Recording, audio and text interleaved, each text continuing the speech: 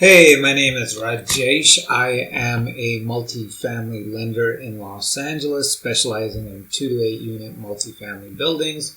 And today we're going to be looking at a brand new construction, a 3-unit apartment building selling for $2.9 million.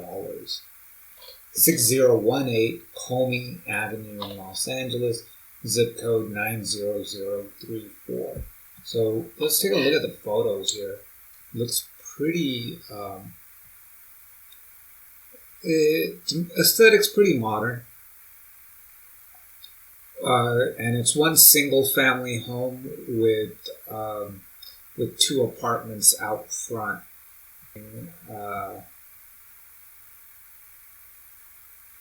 This is what's selling right now. Let's see if it's worth buying it as an investor. So we have gross rental income of $212,000. Let's just do some quick math here. 212,118 divided by 3. You're getting $70,000 per unit per year divided by 12. That's $5,892, almost $5,900 per unit. So I don't know if that is pro forma or actual rents, but it looks like it was built in 2021. So they either redid this or they're considering something built in 2021, a new construction.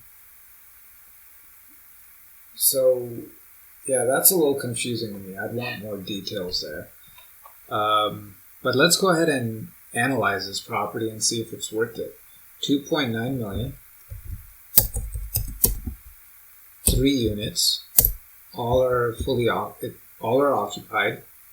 Gross rents were 212,118, 212,118 divided by 12. That gives us 17,676.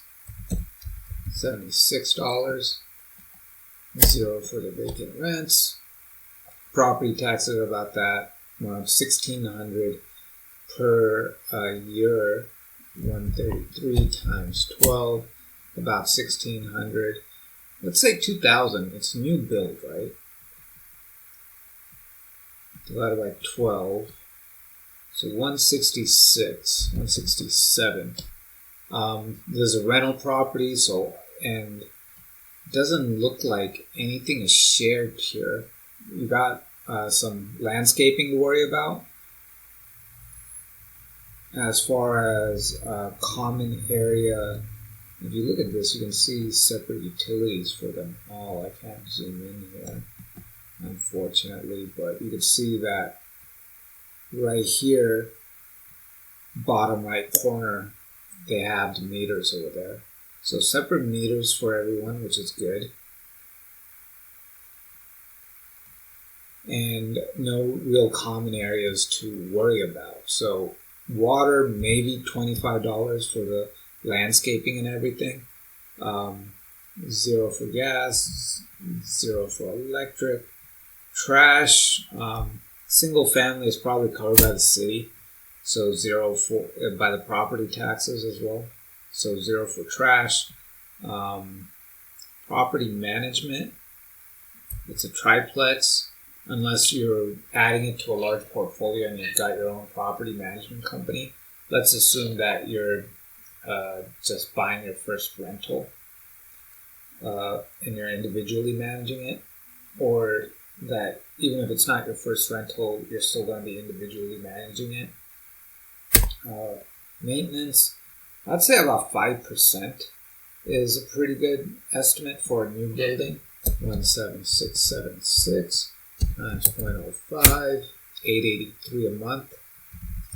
Now, I'm not saying you're going to be spending $883 a month. I'm saying that maybe in a year, you may have to spend $10,000 on unforeseen repairs. And times 30 years, it's not unreasonable to estimate that you will have spent over $320,000 or over $300,000 over the lifetime of the building. So even this, I think, might be excessive. So let's say 500 because, again, it is new construction. So we're going to say maintenance probably $6,000 a year. Legal for evictions, new building, very expensive rents. Chances of you having to evict somebody, very low. Especially if you do your screening properly. So let's say 120 times 12, 1440 a year. Let's take it up to 2,000 as well. So 167. Well, let's say 200, 2,400 a year. Advertising, very low advertising, if any.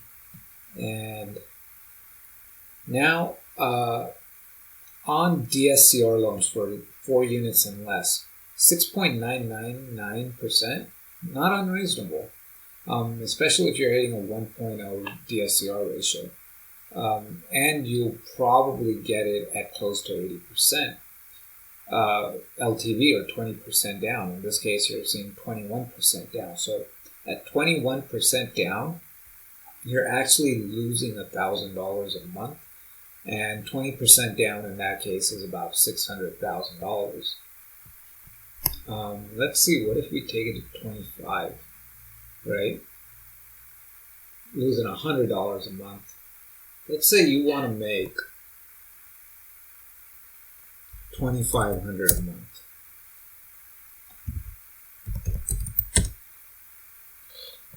So you're going to have to put down 1.1 million just to hit 2,500.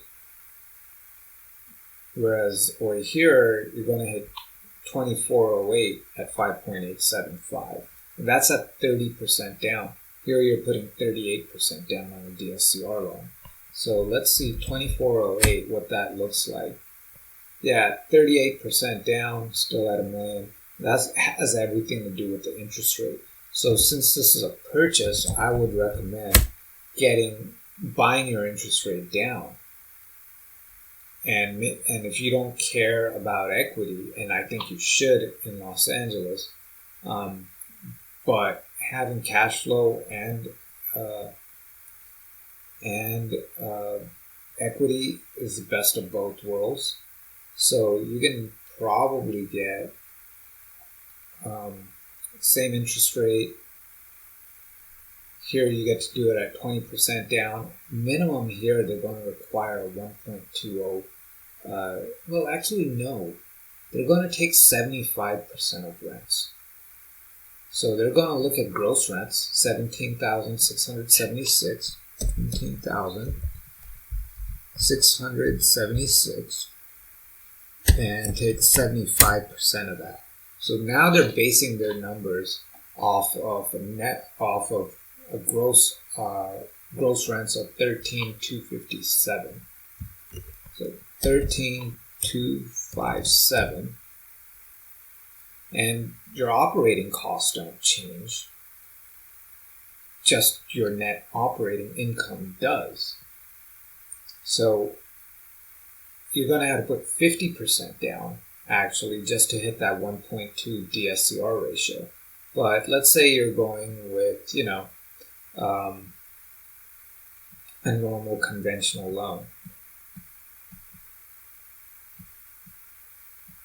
So then they're going to require 25% down. Okay? At minimum, they're going to require 25% down. Now, I'm not saying this is what you're actually going to earn. This is what they're just going to count towards the net income.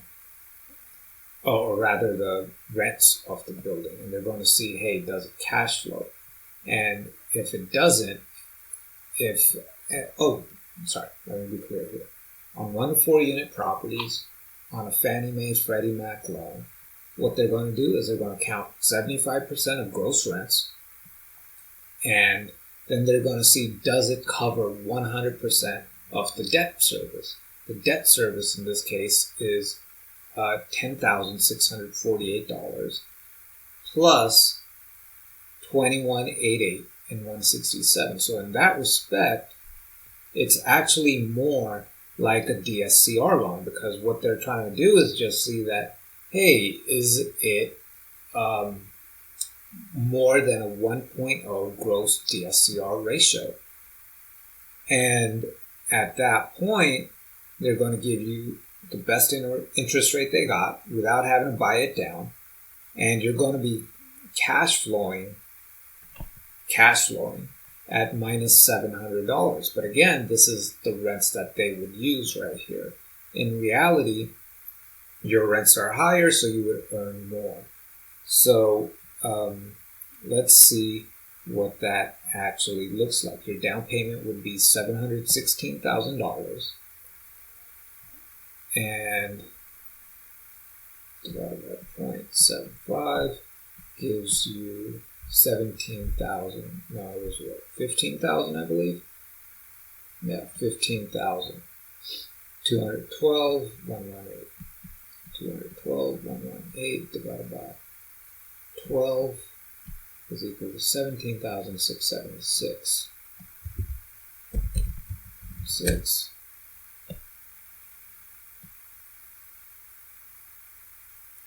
So at that rate,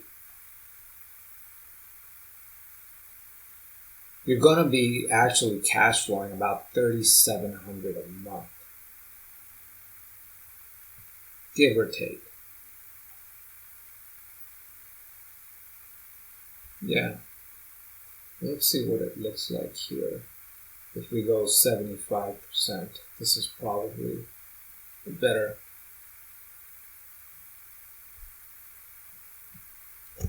$706,300. Yeah, $3,700 a month, give or take. But you're going to be able to get this building without any buy downs, 25% down, and a fairly loose underwriting process, because when doing 1 to 3 units, they qualify it just the same as a DSCR loan. As you can see here, there's pretty much no difference. The only difference is you would have to buy your interest rate down just to get this. As a result, you might even get 5.5% here.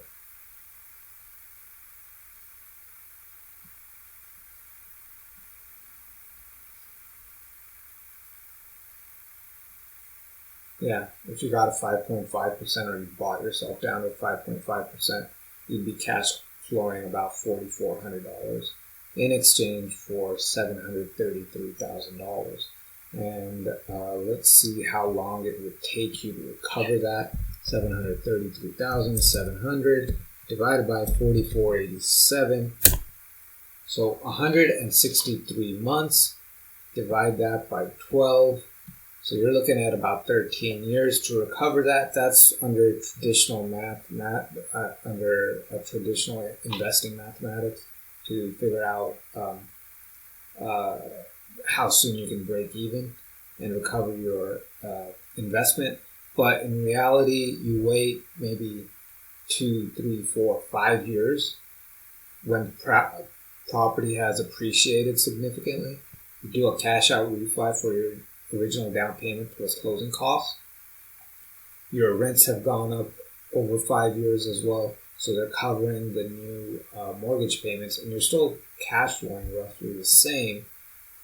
So that's the benefit of, or that's the strategy rather, in Los Angeles.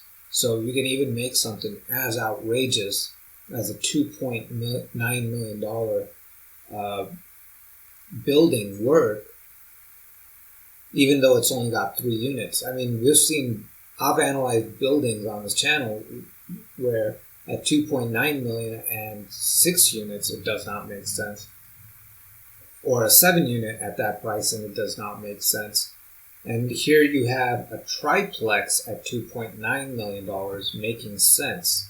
So Los Angeles is a strange and weird and wonderful place where these numbers can work if you know the strategy going into it. If you think you're going to recover, if you think the game is you get a loan, you buy a property, and you hold it and you pay off the loan, that is not going to work. It does not make sense to spend $733,000 and then recover your investment in 13 years. At least you're recovering it in 13 years. At least you're recovering it, but that strategy does not really make sense for a lot of investors. Whereas if you understand refinances, then you can make this property work, because in 5 years you're going to be able to pull your cash out. So now you've recovered your capital, and you're still going to be cash flowing about $4,500 a year, because the property value has increased so much, and you do a refi, and your rents have also gone up about 4 or 5% a year at that point, assuming you want to keep this property valuable.